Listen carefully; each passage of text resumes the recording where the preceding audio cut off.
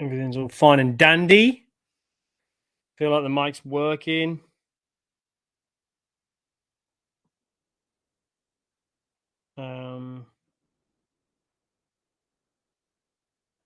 I cannot see myself live. Yeah, I can. Fantastic. Today I wanted to talk about instant gratification and why potentially you keep failing in your weight loss journey. If you're watching this live, hit 5. Give you a little high five to yourself. If you're watching this late, hit 8. And if you're watching this, because I'm streaming this inside the MYM Club, but also on the personal page, I think it's really important for people to understand instant gratification. And if you're watching this the first time you've ever seen me or a video like this, hit 2. Because you're new, basically. So instant gratification and why potentially it's holding you back, right? I want to ask you something. I want to ask, is there something that you think you should be doing right now?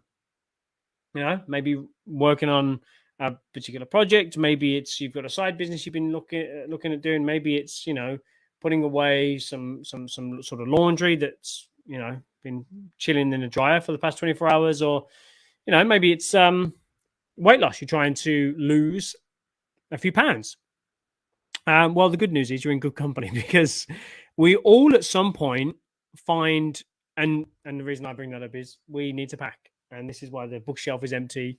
We have boxes around and we need to pack, moving to another place. But you're in good company because at one point or another, we all find ourselves distracted from, you know, well, both short, medium, and especially long-term goals by a lot more short-term activities. You know, each of us struggles with the urge of kind of procrastination. Some people call it the instant gratification monkey. I know that Tim Urban's called it that before. I would do a separate live on that because that's fascinating. But we struggle with these sort of procrastination stages, and we have various degrees of success. You know, some days will be better than others, and why do you feel that it's so hard to stay the course on specific long-term projects? All right, imagine you've got 20 kilos to lose. Why is it so hard to stay the course, right?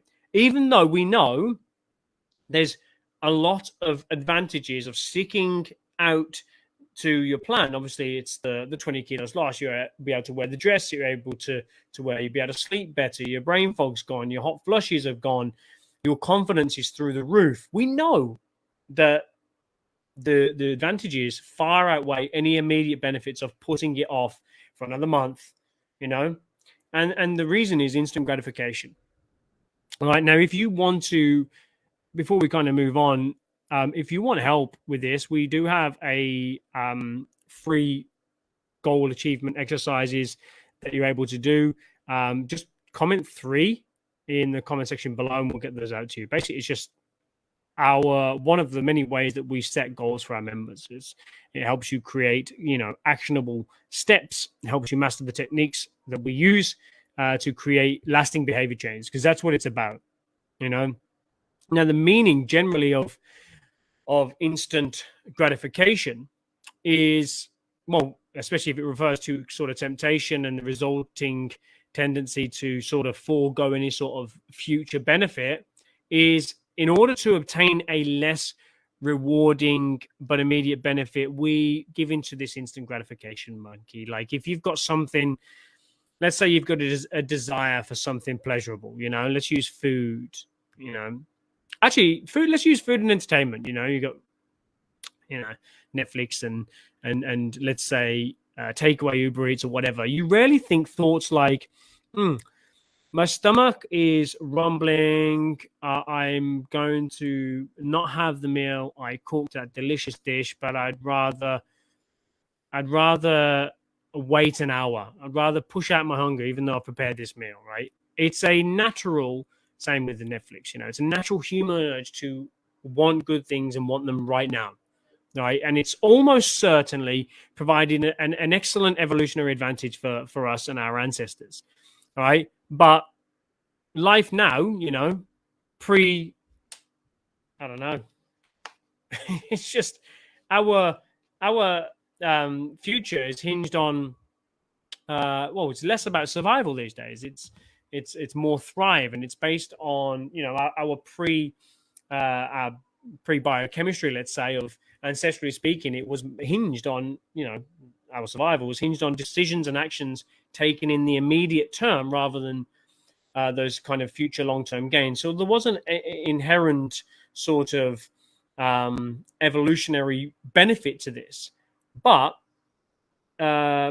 these days we need to try and delay that gratification as much as possible. It's all well and good to plan for the future, all right, but the actions that are taken to benefit you in the right here, right now, are so much more advantageous when you're being kind of um, you know, stalked by a predator 10,000 years ago, and you're offered the opportunity to eat everything you can in that moment, because you don't know when the next sort of harvest is coming. You don't know if there's going to be a harsh winter.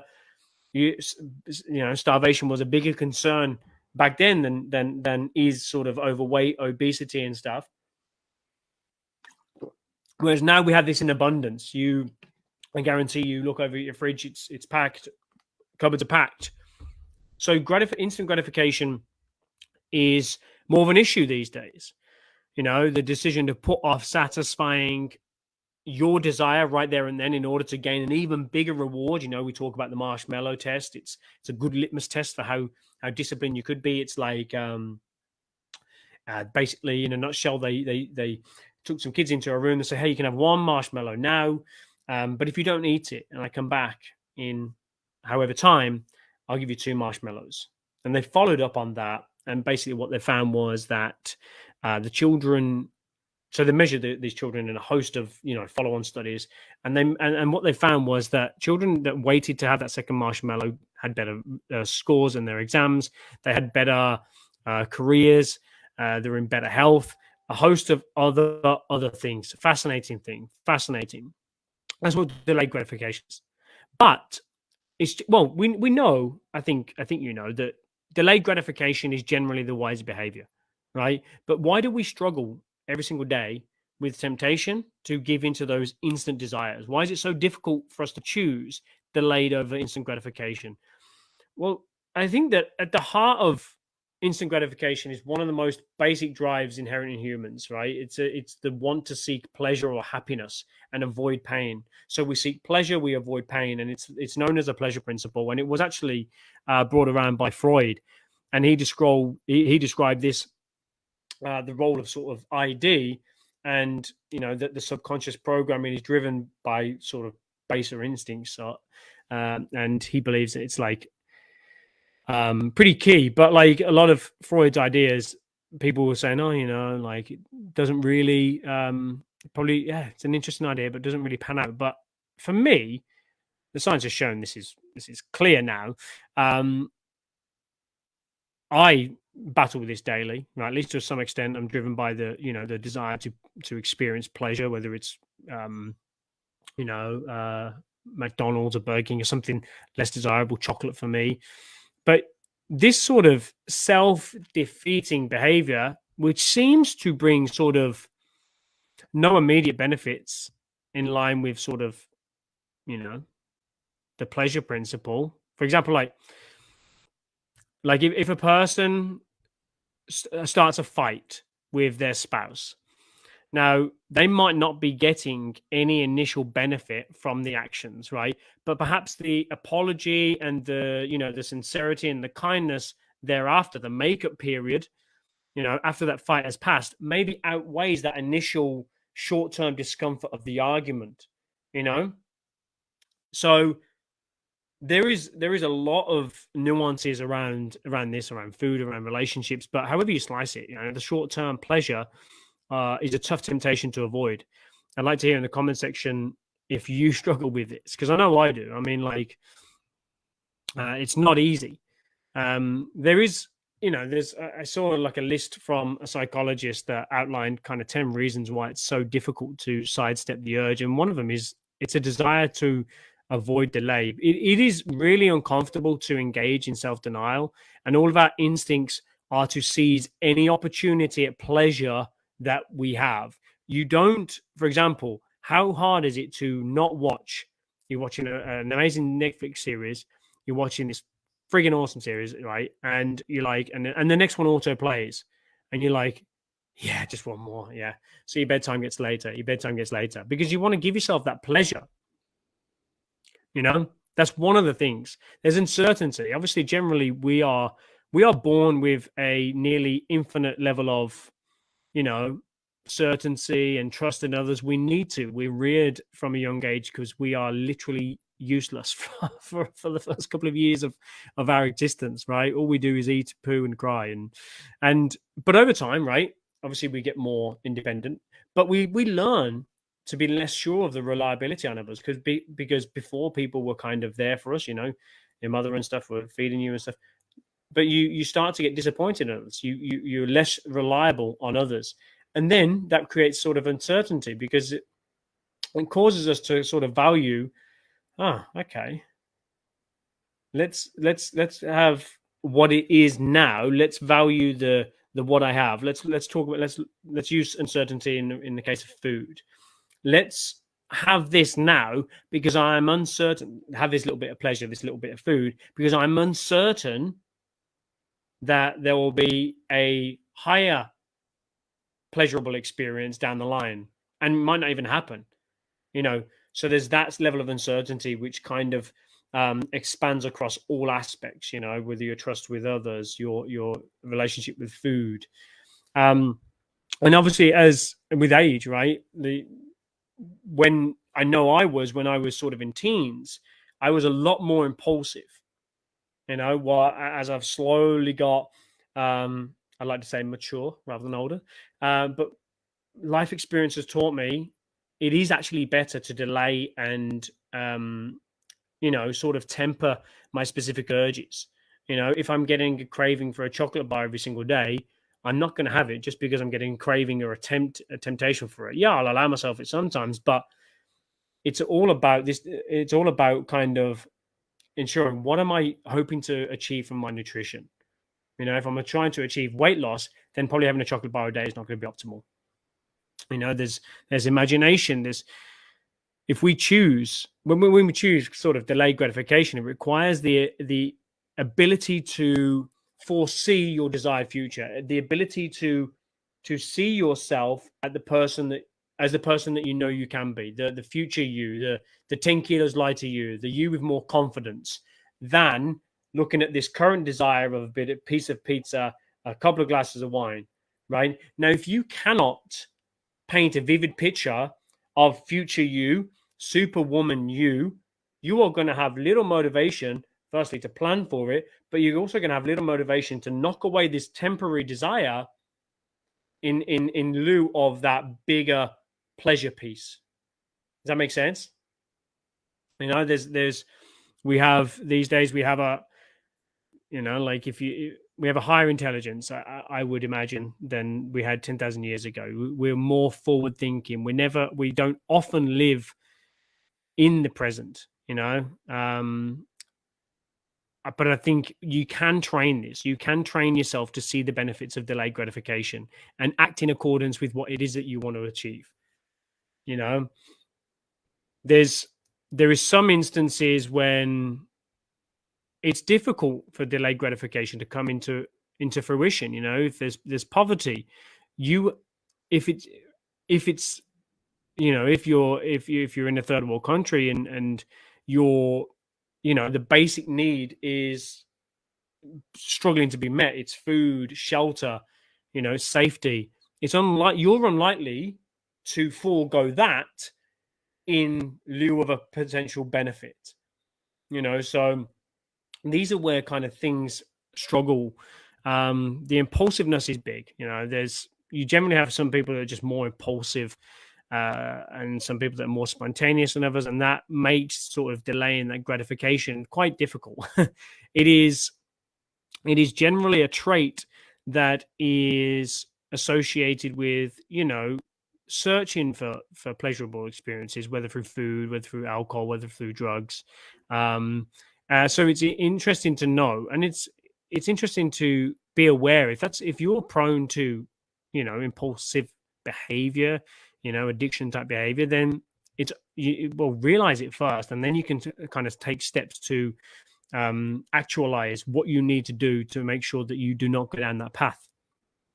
There is when we're going through sort of when you're going through menopause, let's say it's an emotional roller coaster. There are individual differences between two menopausal women, and that emotion regulation is going to impact your ability to control that emotional regulation. Is going to impact your ability to forego that instant versus that delayed. And the stress that you have day to day is individual, and that's going to make you lean towards choices that are going to immediately lift your mood, immediately bump your serotonin, which is making you feel a bit better. And if you've consistently, maybe you've had a really tough, stressful life, a lot of things have happened, you might be poorly regulating your emotion, and that's not your fault, but it's always good to be aware of it. Like if I consider myself for a moment, I have a healthy emotional regulation. It's very rare for me to be led astray by what happens. But food, I would always reach for food should that happen. We've all experienced bad moods, boredom, impatience. We've all done that, right? And we use something to pick us up, to satisfy that immediate desire, because it's seductive. It's you're like, I want to get out of this mood. I'll do anything to get out of this mood. Chocolate. I'll do anything to get out of this mood. I've had a tough day at work. Come home, glass of wine. Does that make sense? And I think I want to touch on anticipation. I think that the experience of anticipation can influence a lot of decisions to whether we have that chocolate bar, or whether we delay that sort of gratification, right? Generally, we like to anticipate positive things, and we dislike to anticipate the negative things. I've had a chat with a few people who, before they join the program, we always see if we can help first. If we can't help, we'll direct them elsewhere. But I always say, what is life like if you continue down this path? You continue doing the decisions, you continue doing the actions that you're doing, that you've been doing for 10 years. It's confronting, because the anticipation or that visualization of the negative things is scary. We don't like to think about what life is going to be like if I keep on the path, if I keep doing what I've been doing for the past 5 years, if I keep doing what I've been doing for the past 10 years. Does that make sense? There's so many examples of instant gratification, and I'd like to know if your examples in the chat as well. But we engage in delayed. We do engage in delayed gratification a lot more often than you might think, right? Let's face it, if everybody pursued instant gratification all the time, no one would make their trek into work in the morning unless they absolutely love their job. There's the urge. The simple one is the urge to indulge in a high calorie treat instead of sort of snacking on something that you've prepared, or something that's going to contribute to your weight loss. The desire to hit snooze instead of getting up early to exercise. I know that sometimes you fall foul of that, but you sometimes do it.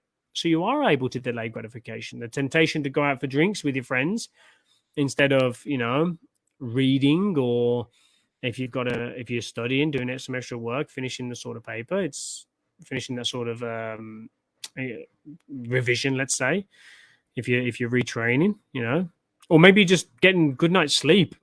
Sleep is one thing that crosses generational bounds. It's like I know every sort of generation struggles with getting to sleep at a decent time. There's the ability, if we're buying a new car, it's going to require a high interest loan, rather than saving up to have enough money to buy it without taking out a loan. That's an example of delayed gratification. If you are able to save up, there's a lot of maybe one or two examples apply to you. I'd like to hear some examples that apply to your long-term goals, because you've probably noticed that there's a couple in there that might you're like, oh, okay, that hits me. That hits me. That's hit me. Hit me where I didn't want to. I didn't want to think about. A little gratification now and then is not going to hurt. But if you find consistently you are choosing that immediate over the long term, you potentially could be struggling from sort of instant gratification bias. And inside the rest of the training, inside the MYM Club, I do want to talk about how to overcome instant gratification bias. I think I'll leave that for another live, but I think we always start with any sort of big change is awareness. All right. How do I be honest with myself about where I am, with my health, fitness, finances, whatever you want to talk about? Be honest with yourself first. I'm just going to quickly check. I can see the live chat. Hey, Julie. Hey. Pops up on stream. Boom, boom. Awesome. That is all for now. Let's talk inside the MYM Club on this more this week. All right. Speak to you soon.